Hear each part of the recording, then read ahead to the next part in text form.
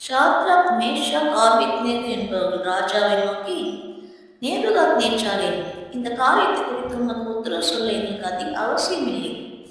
நாங்கள் ஆராதிக்கிற எங்கள் தேவன் எங்களை தப்புவிக்க வல்லவராய் இருக்கிறார்.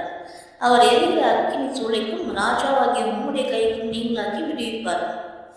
விடுவிக்காமல் போனாலும் நாங்கள் உம்முடைய தேவர்களுக்கு ஆராதனை செய்வதும் இல்லை, நீர் நிறுத்தின பொச்சலையை பணிந்து கொள்வதும் இல்லை என்கிறது ராஜாவாகிய உமக்கு தெரிந்திருக்க கடவுள் என்றார். அப்போது நேபுகாத்நேச்சாருக்கு கடும் கோபம் உண்டு.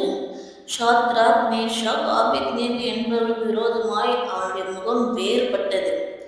சூளையை சாதாரணமாய் சூடாக்குவதை பார்க்கிலும் 7 மடங்கு அதிகமாய் சூடாக்கும்படி உத்தரவு கொடுத்து, ஷாத்ராக், மேஷாக், ஆபேத்நேகோ என்பவர்களை எரிகிற அக்கினி சூளையிலே போடுவதற்கு அவர்களை கட்டும்படி தன் இராணுவத்தில் பலசாலிகளாகிய புருஷருக்கு கட்டளையிட்டார்.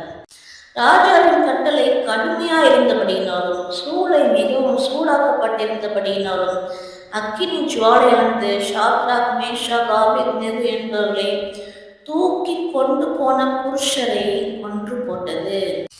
அப்போ ஷாத்ராக், மேஷாக், ஆபேத்நேகோ என்னும் அந்த 3 புருஷரும் கட்டுண்டவர்களாய் எரிகிற அக்கினி சூளையின் நடுவிலே விழுந்தார்கள். அப்பொழுது ராஜாவாகிய நேபுகாத்நேச்சார் பிரமித்து தீவிரமாய் எழுந்திருந்து தன் மந்திரிமார்களை நோக்கி, 3 புருஷரை அல்லவோ கட்டுண்டவர்களாக அக்கினியிலே போடுவித்தோம் என்றான். அவர்கள் ராஜாவுக்கு பிரதியுத்தரமாக, ஆம் ராஜாவே என்றார்கள். அதற்கு அவன், இதோ 4 பேர் விடுதலையாய் அக்கினியின் நடுவிலே உலாவுகிறதை காண்கிறேன். அவர்களுக்கு ஒரு சேதமும் இல்லை. 4ஆம் ஆளின் சாயல் தேவபுத்திரனுக்கு ஒப்பாயிருக்கிறது என்றான்.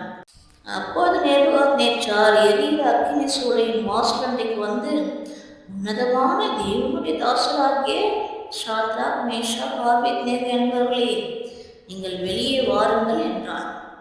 அப்பொழுது ஷாத்ராக், மேஷாக், ஆபேத்நேகோ என்பவர்கள் அக்கினியின் நடுவிலிருந்து வெளியே வந்தார்கள்.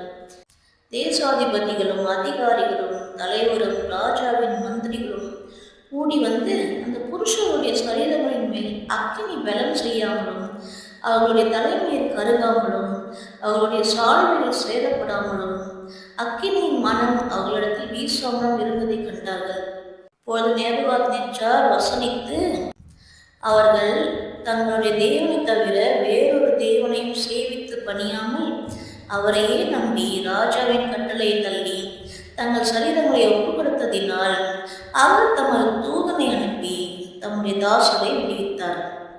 இவ்விதமாய் ரட்சிக்கத்தக்க தேவன் வேறொருவரும் இல்லை என்றான்.